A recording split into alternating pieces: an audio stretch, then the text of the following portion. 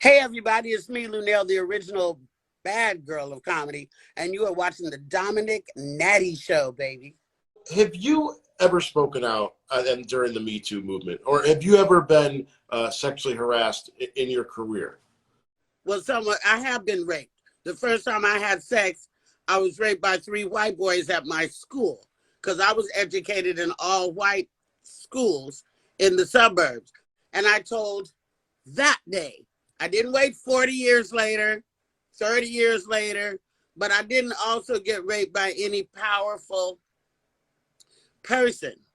But at the time when I was in high school,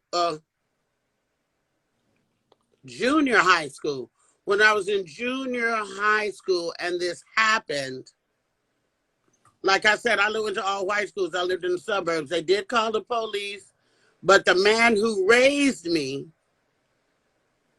was an alcoholic. He was not my birth father. And he berated me and told me that I was going to ruin the life of those boys. And he wouldn't let me go to sleep until we went back to the police station and I recanted the whole story. You were like 13 or 14? Yeah. How do you prevent from becoming racist at that point, right? So, I mean, I'm extremely racist. Anybody who knows me knows I'm extremely racist. But that doesn't mean that I don't have white friends and that I don't have white allies. I have wonderful white friends, Latino friends, trans friends. I have all that. But when it comes to the stereotypical suburban white Karen or Josh or whatever like that, yeah, I get extremely racist. I'm not going to sit here and say that I'm not. Do you believe that Bill Cosby is innocent? And do you think that a new tour could start new allegations for him if he tours again? I think that, if he just go on and sit down and be still somewhere, his legacy will still go on, even though it's been tarnished. But to be so cocky, for lack of a better word, to go out and try to do a comedy tour right now, I think it's just ridiculous. That's just my thoughts. You think it's kind of almost arrogant in a way, like where it's like, you know what, I'll do whatever I want, even, I'll be fine. No one, like, he's untouchable, even though he went through this? Well, yes, I do believe that's a little arrogant, a lot arrogant, and I think that he's not listening to his advisors. Bill Cosby still has publicists. He's still, or if he doesn't, I'm sure that he does, yeah.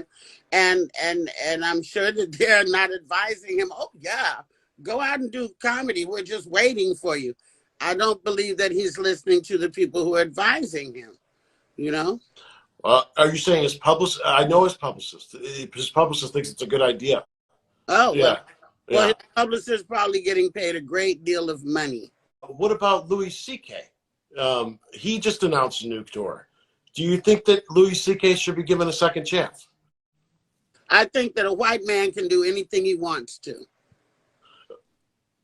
Okay. So, he's white. He can do whatever he wants to because this is America. Is sensitivity to racism and homophobia hurting comedy? Chappelle say something about, well, I don't know who these homosexuals are that get so sensitive that they can't be talked about. Everybody can be talked about. My old fat black ass can be talked about. Everybody is all fair game when it comes to comedy if it's funny. If it's funny. You can tell me a nigga joke, and if it's funny, I'm going to have to laugh at it. I'll be like, you wrong for that, but that's you know what I'm saying? Well, who is your favorite and least favorite person that you've worked with? Well, the thing about saying who your least favorite person is that you may end up having to work with them again, But I definitely have a least favorite for sure. It's a female. We've done 2 films together, and they treated me like absolute shit. And I have witnesses that were there. And I do not have respect for this person. A real fucking bitch. And she portrays a bitch a lot in the movies. And she is one. And she was very, very shitty. This person, when we were doing these films, it's a little series, my publicist came and said, you know, Luenell, across the hall are all the extras.